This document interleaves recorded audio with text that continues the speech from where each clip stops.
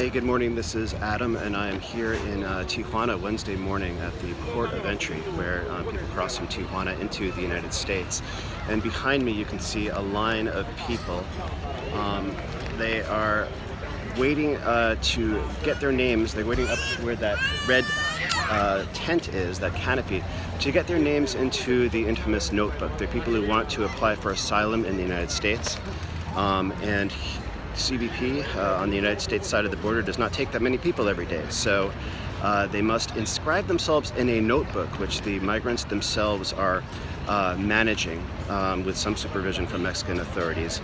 Once they get their names in this notebook, they wait their turn. So you can't just go here to the port of entry and approach a CBP agent and ask for asylum, because you can't set on foot on U.S. soil. There's a policy in place called metering that limits the number of people asking for asylum that can cross in.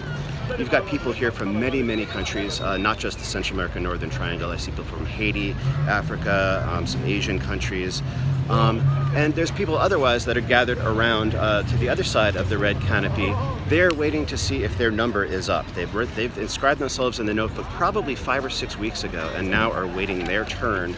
They probably heard that their number that they were assigned when they first signed into the notebook is coming up, and hoping that today is the day that CBP can take enough people that they can approach and ask for asylum. Now, CBP most days is taking about 40 to 60 people after this 5 or 6 week wait.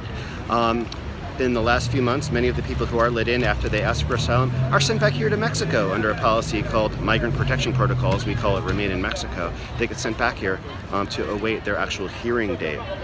Now, on the other side, I've been doing some volunteer work with the shelter that takes care of people briefly who are released from CBP and ICE custody after they've asked for asylum. That shelter was getting 200 or 300 people a day. So if CBP is taking 40 to 60 a day, and the shelter on the other side is receiving 150, 200, 300 people a day, there's a lot of people who are not waiting the 5 or 6 weeks and going through this process. Do the math.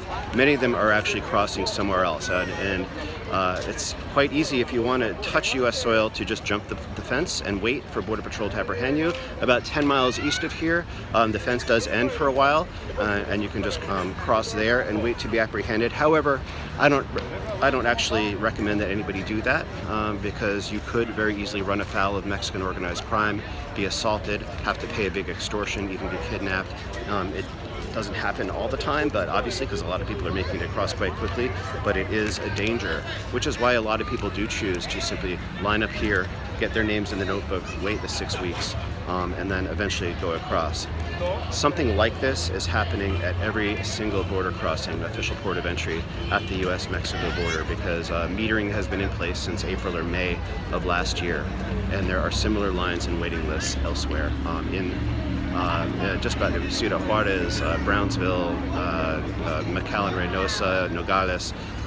It looks different every place. It's managed by different people, but the process is similar. Good morning. Thank you.